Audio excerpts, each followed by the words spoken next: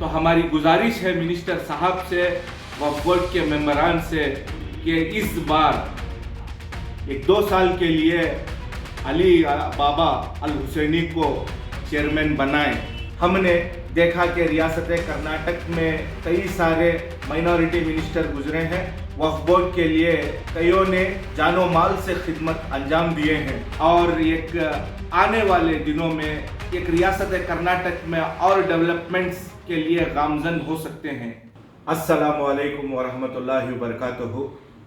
मैं Farooq Junaidi, Karnataka state minority engineer association का president, एक जानकारी के लिए आप सभी से मुखातिब हूँ।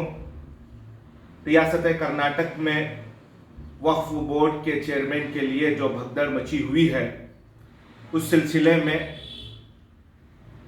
हमने देखा कि रियासत कर्नाटक में कई सारे माइनॉरिटी मिनिस्टर गुजरे हैं। वक्फ बोर्ड के लिए कईयों ने जानो माल से खिदमत अंजाम दिए हैं। उनमें अजीज सेठ साहब ने वक्फ बोर्ड यानी कि स्टेट बोर्ड ऑफ औकाफ के लिए एक ज़िंदगी बख्शी। उनके बाद मिनिस्टर याहिया साहब ने वक्फ बोर्ड को बहाल किया। उनसे पहले मिनिस्टर नज़ीर साहब, जिन्हें नीर साहब से मशहूर हैं, उन्होंने कई खिदमत अंजाम दिए। वक्फ बोर्ड के लिए पहली मर्तबा ग्रांट्स लेने, सेंट्रल गवर्नमेंट से लेने और दिलाने में सबसे बड़ा हाथ जो है नीर साहब का है। उन्होंने अपने दौर में, जो कि पंचायत राज के मिनिस्टर भी थे, हमने देखा कि ये गैर कौम को चेयरमैन भी बनाया गया वक्फ बोर्ड के लिए। तो आज रियासत कर्नाटक के वक्फ बोर्ड की जो कमान है हमारे मिनिस्टर ज़मीर साहब ने संभाली हुई है। ज़मीर साहब ने बहुत ही अच्छे काम करे हैं और करते आ रहे हैं और ज़मीर साहब की खिदमत अनगिनत हैं। मैं इतना जानने के बावजूद आप सभी से एक दरख्वास्त करता हूँ, एक गुजारिश करता हूँ कि वक्फ बोर्ड के सुधार के लिए सबसे पहले नॉमिनेट मेंबर बनाया जाए। हमारे सामने कैंडिडेट हमारे सरवर बेग साहब हैं, लीडर, और शकील नवाज साहब भी हैं। तो इन्हें nominate member of Waqf board बनाएं और चेयरमैनशिप के लिए रियासत कर्नाटक में 2 शख्सियात जो बिल्कुल मशहूर हैं। सबसे अव्वल गुलबर्गा के मोहम्मद अली अल हुसैनी, सज्जादा नशी, दरगाह हज़रत ख्वाजा बंदे नवाज रहमतुल्लाह अलैह, जिसे अली बाबा के नाम से मशहूर हैं। वो एक एजुकेशनिस्ट हैं, KBN यूनिवर्सिटी के चांसलर हैं। वो अच्छे चेयरमैन बन सकते हैं।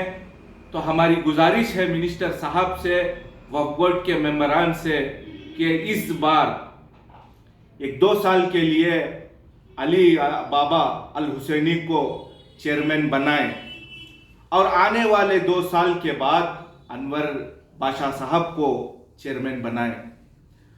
अली अल हुसैनी बाबा एक दूरअंदेश विजनरी लीडर हैं। पूरे रियासत भर में और पूरे मुल्क भर में वो मशहूर हैं और एक अच्छी शख्सियत हैं और उनका फोकस जो है एजुकेशन, डेवलपमेंट, सोसाइटी और रिलीजियस के तरफ डेवलपमेंट की सोच रखते हैं। अली बाबा के लिए हमारे रियासत कर्नाटक में कई सारे शख्सियात हैं, वो भी चाहते हैं कि अली बाबा चेयरमैन बने। मुझे रियासत कर्नाटक से कई इंजीनियर्स ने कांटेक्ट किया। एक मशवरा हमने हमारे मीटिंग में मशवरा किया और मुझसे कहा कि आप हमारी बात पहुंचाएं, मिनिस्टर साहब कने रखें और मेंबरान्स के भी पास भी रखें कि अली अल हुसैनी, अली बाबा को चेयरमैन इस बार बनाया और उसके बाद जो है 2 साल के बाद अनवर बादशाह साहब को बनाए। इससे पहले वक्फ बोर्ड में वाइस चेयरमैन की भी एक पोजीशन हुआ करती थी, उसे भी बहाल करें और हमारे लीडर शकील नवाज साहब को vice chairman of Waqf board बनाए। अब मेरा ये मशवरा, हमारे इंजीनियर्स और ग्रेजुएट ने मुझसे कहा कि ये मशवरा आप करें। मिनिस्टर ज़मीर साहब से मेरी ये अपील है, ये इल्तिजा और दरख्वास्त है कि हम इसको सुधार सकते हैं और एक आने वाले दिनों में एक रियासत कर्नाटक में और डेवलपमेंट्स के लिए गामजन हो सकते हैं। इसके लिए मेरी ये इल्तिजा है कि इस बार अली अल हुसैनी बाबा को चेयरमैन बनाए और 2 साल के लिए, 2 साल के बाद अनवर बादशाह साहब को बनाए और शकील नवाज साहब को vice chairman of Waqf board बनाए। मैं Farooq Junaidi, Karnataka state minority engineer association का प्रेसिडेंट, आपसे इल्तिजा करता हूँ। अस्सलामु अलैकुम व रहमतुल्लाहि व बरकातहू।